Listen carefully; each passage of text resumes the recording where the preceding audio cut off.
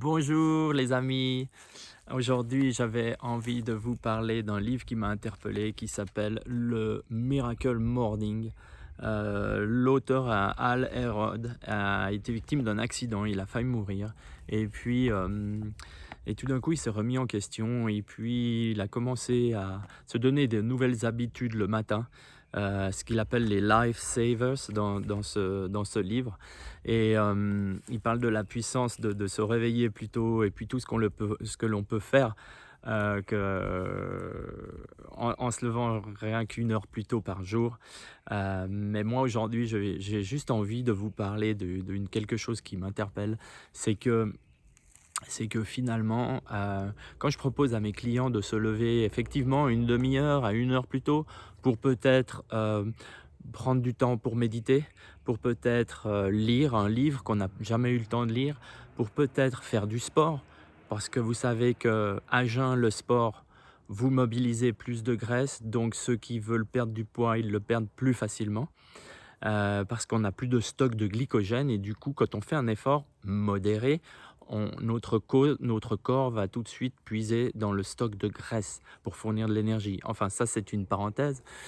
Donc, tous ceux qui ont des envies particulières, mais qui n'ont pas le temps de faire les choses, et moi, je leur propose de le faire le matin.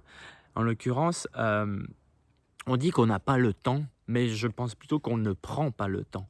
Dans ce livre, il parle notamment du fait que lorsque vous appuyez sur la touche snooze, vous savez, quand ça sonne et puis vous voulez repousser de 10 minutes votre réveil, c'est comme si vous vous refusiez d'être acteur de votre vie, de prendre les choses en main, de se lever et de faire des choses qui font qu'on devienne meilleur.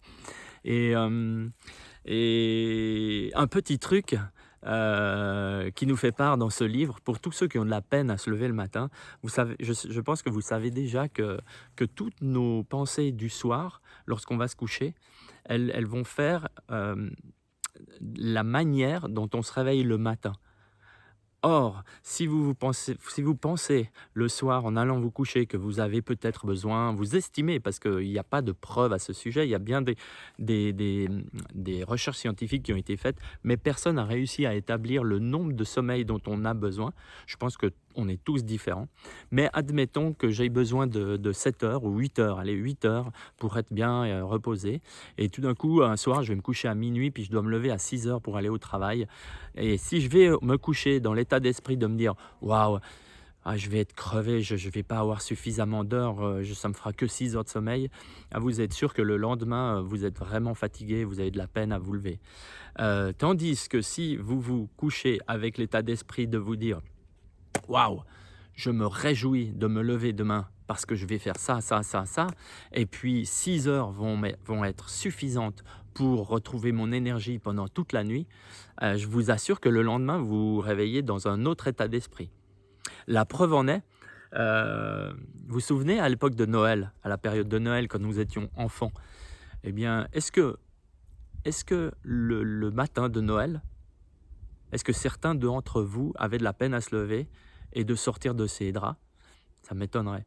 Ou alors, plus récent, mais lorsque l'on part en vacances, un grand voyage avec l'avion, toute la famille, et cetera. Est-ce que vous avez de la peine à vous lever le matin lorsqu'il faut être à l'aéroport à 4 heures du matin, au check-in? Je pense pas. Donc voilà, c'était un petit truc que j'ai trouvé, encore une fois, dans l'excellent livre Miracle Morning de Hal Elrod, si ça vous intéresse. Donc tous ceux qui ont peut-être envie de lire un livre, d'apprendre une langue, de faire du sport le matin, d'écrire peut-être, écrire un journal ou écrire son propre livre, ou de commencer la méditation, eh bien, donnez-vous, offrez-vous cette expérience de vous coucher le soir avec une pensée positive en vous disant: je vais avoir 6 heures de sommeil, mais demain, je me réjouis tellement que j'aurai plein d'énergie, ça va suffire pour que je récupère. Faites l'expérience par vous-même et vous verrez ce qu'il en est.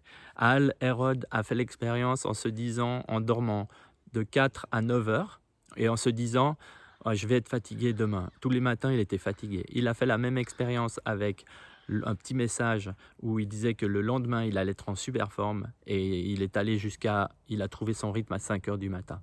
Voilà. Euh, je vous envoie plein d'énergie positive, beaucoup de gratitude de m'avoir écouté. Et n'hésitez pas à mettre des commentaires ou de partager cette vidéo si vous pensez qu'elle peut être utile à quelqu'un.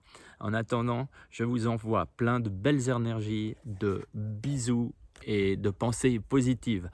Au revoir.